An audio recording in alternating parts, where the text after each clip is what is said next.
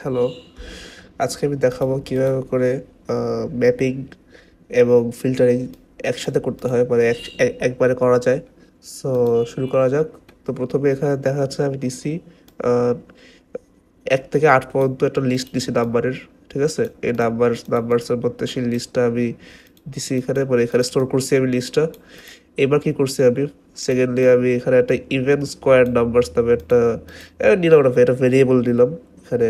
নেওয়ার পর সেটার মধ্যে আমি এই ভ্যালুটা স্টোর করবো, এই যে ম্যাপিং এবং ফিল্টারিং করে যে ভ্যালুটা আছে সেই ভ্যালুটা স্টোর করবো।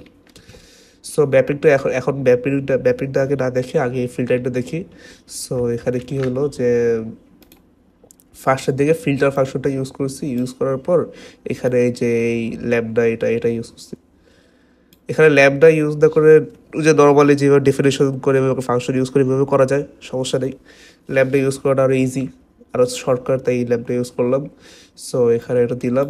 সো নাম্বারসটা এক্সের মধ্যে আমি স্টোর করলাম। তো এটা কি করবে, এখানে ফার্স্টে যে x%2 = 0, এখানে এই যে ইভেন্ট নাম্বারগুলো আছে, ইভেন্ট নাম্বারগুলো এই যে এখানে একটা একটা করে স্টোর করবে। ঠিক আছে, এই ফিল্টারিং করে স্টোর করবে এই ইভেন্ট নাম্বারগুলো। অ্যান্ড দেন আমি কী করলাম, এরপর আমি করছি হচ্ছে ম্যাপিং।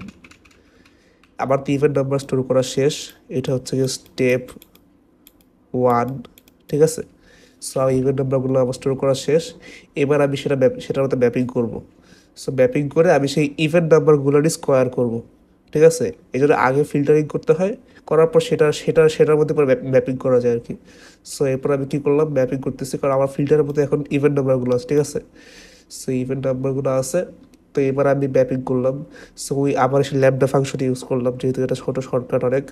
সো ল্যাম্বডা এক্স, তারপরে যে এখানে x² দিয়ে দিলাম। ঠিক আছে, x² দিয়ে দিলাম। তো এখন এখানে ধরো ধরো 2 4 8 আছে সাপোজ, হ্যাঁ, 2 4 2 4 6 8 আছে। ঠিক আছে, তো তখন কী হবে, এখানে তোমার ফার্স্টের দিকে 2 যাবে, 2 এর স্কোয়ার হবে 4 হবে। তো সরি, 2 এর স্কোয়ার 4 এর স্কোয়ার 6 এর স্কোয়ার 8 এর স্কোয়ার, এভাবে স্টোর হবে। এই যে এখানে পরে আউটপুট এটা আসবে।